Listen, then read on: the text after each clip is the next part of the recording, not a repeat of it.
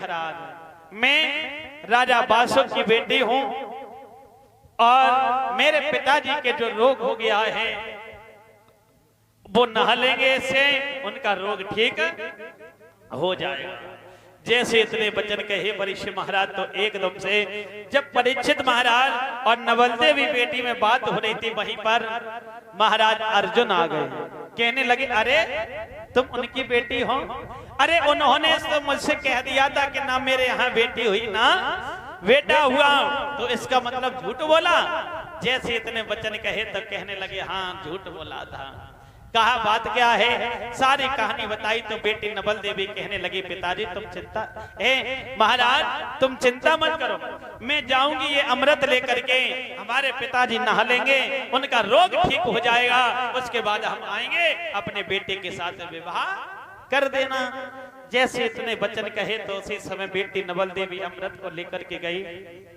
राजा बासुक ने नहाया, उनका जो कोढ़ था वो ठीक हो जाता है। बोलिए गोविंद भगवान की। जैसे कोढ़ ठीक हुआ है बहनाओ, तो उसी समय बेटी ने किसी की नहीं मानी, बेटी वहां से चली और आज अर्जुन महाराज के यहाँ आई और बड़े ही धूमधाम के साथ में आज वहां पर विवाह हुआ है। परीक्षित महाराज और नवल देवी बेटी का विवाह हुआ और विवाह होने के बाद में समय व्यतीत हुआ, तो समय व्यतीत होने के बाद में कुछ समय बीता तो इनके घर में 4 पुत्र पैदा हुए। इनके घर में 4 पुत्र पैदा हुए हैं और पैदा होने के बाद में तो भगवान श्याम ने जवाब दिया है कि देखो क्या है गो परीक्षित महाराज, कछु ना ऐसा तो ना पौध की याद आ रही हो, देखो एक आ जाए।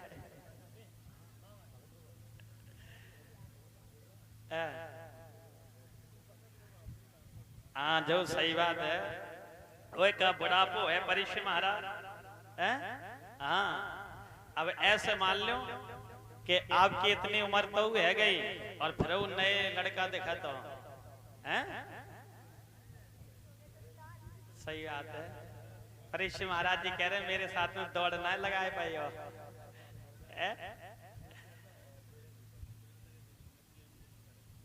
अच्छा ये कह रहे हैं परीक्षित महाराज जी कह रहे हैं पैर में दर्द होने लगता है तो नेक मुझे नचवा दिया करो, यही तो कह रहे हैं। अच्छा गोविंद भगवान की। वैसे सही बात है महाराज के मान लो आपकी उम्र कितनी होगी?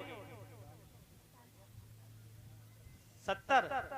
अब समझो आपकी 70 यानी आपकी 70 और मेरी मान लो 40।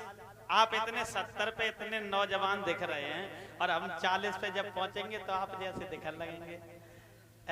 हाँ क्योंकि बताते भी हैं, लिखा भी है शरीर के बारे में कि देख के जवानी इतनो इठलावे मती।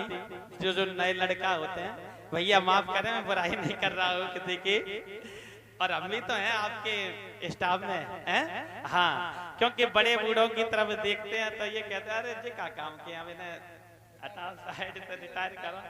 क्योंकि बताते हैं देख के जवानी इतनो इठलावे मती और आएगो बुढ़ापो तो कसाले पड़ जाएंगे। लेटत पे खटिया की पाटी पे रहेगो हाथ, चलत पे लठिया की लाले पड़ जाएंगे। और यहाँ से बताया है महाराज बचपन से बुढ़ापे तक की कहानी। एक ने आकर के